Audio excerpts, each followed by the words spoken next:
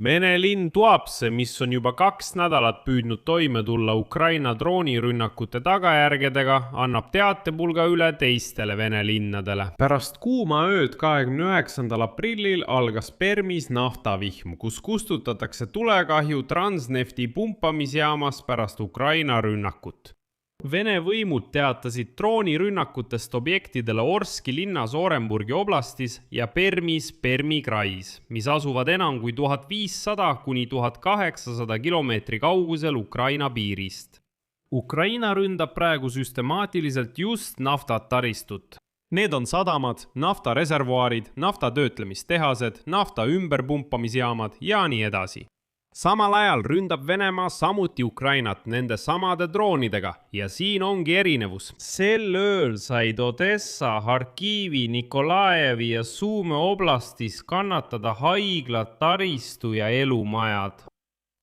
Minu nimi on Aleksei Petši, arutame seda teemat koos. Aga enne kui alustame, palun tellige kanal, pange videole like ja kirjutage ükskõik milline kommentaar. Lisaks sellele liituge minu Telegrami kanaliga Petši News, link sellele on selle video kirjelduses.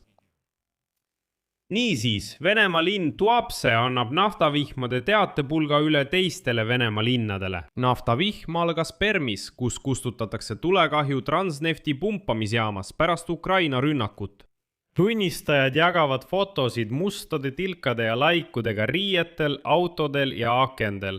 Tuletan ka meelde, et sarnased sademed esinesid varem Tuapses pärast mitut lööki kohaliku naftatöötlemistehase vastu mereterminali territooriumil. Rospotrebnadzor teatas, et võttis õhuproovid põlevate objektide lähedalt Permis. Nad ütlevad, et kõik on super, kõik on suurepärane, ärge muretsege. Hommikul evakueeriti selles linnas lapsed koolidest rünnaku tõttu. Kuid mõne tunni pärast toodi nad tagasi tundidesse, hoolimata tihedast mustast suitsust taevas, mis mattis linna pimedusse. Aga Rospotrebnadzor ütleb, et milleks te muretsete, kõik on suurepärane. Aga sündmuskoha video ja fotoanalüüs näitas, et löögi sai Permi liiniline tootmis- ja dispetšerjaam, mida kasutatakse nafta pumpamiseks, ladustamiseks ja jaotamiseks peamagistraaltorustike kaudu. On teada, et kohal oli umbes 10 inimest. Praeguseks põleb endiselt 4 mahutit. Kokku on see 200 tonni naftat. See tähendab, et see on loogiline jätk just rünnakutele naftainfrastruktuuri vastu. Rünnaku all olnud jaam on strateegiliselt oluline sõlm Venemaa põhinafta transpordisüsteemis, mis jagab toorainet 4 suunas, sealhulgas Lukoili Perm Nefteorgsintesi naftatöötlemistehasesse.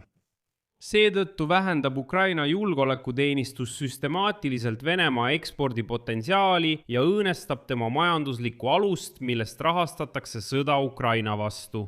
Samuti märgin, et Perm asub Ukrainast peaaegu 1800 kilomeetri kaugusel.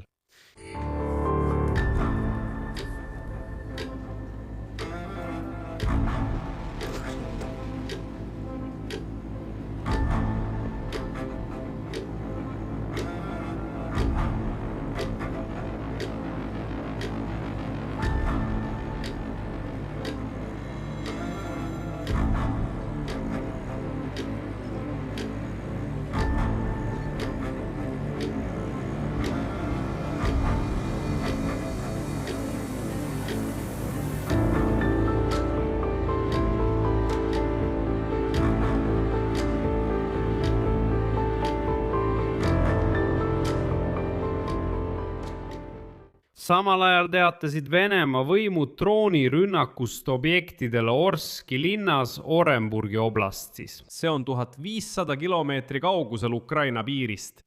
Rosaviatsia kehtestas ajutise piirangu lennukite vastuvõtule ja väljumisele Orski lennujaamas ning mitmes teises Venemaa Föderatsiooni linnas.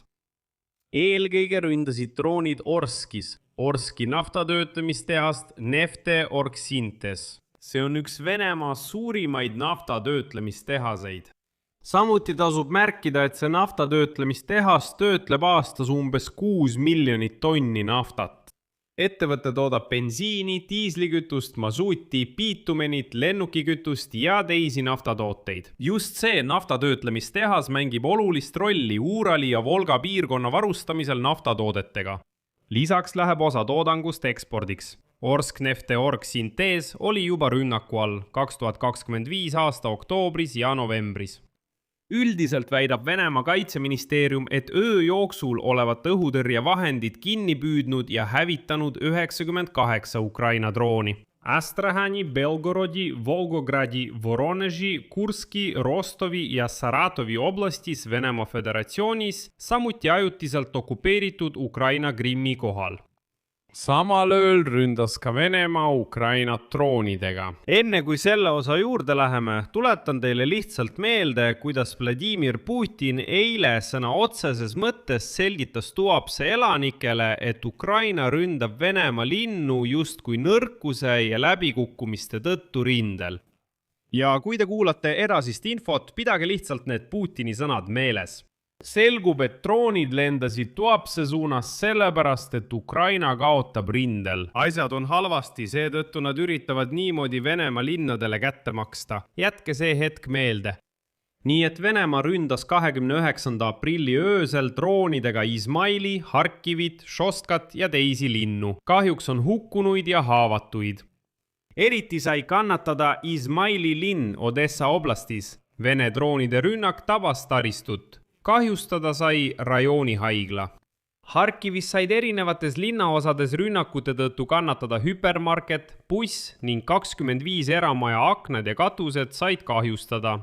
Sumõ oblastis Šostka linnas sattus rünnaku alla elamurajoon. Seal puhkesid tulekahjud. Ühes kortermajast tõid päästjad rusude alt välja 1 inimese ja evakueerisid veel 16 inimest. Dnipropetrovski oblastis tabasid löögid Nikopolit ja kogukondi. Kahjustada said haldushooned ja eramajad. Nikolajevis tabas löök elumaja. Ja siin on ainult üks küsimus Vladimir Putinile ja metsikutele venelastele. Miks Venemaa ründab rahulikke linnu? Kas tal on rindel probleeme? Siia panen 3 punkti. Kirjutage oma arvamus ja järeldused selle video kommentaaridesse. Telli kanal, vajuta kellukesele ja ära unusta laiki panna. Sellega on kõik. Hoolitsege enda eest. Kõike head.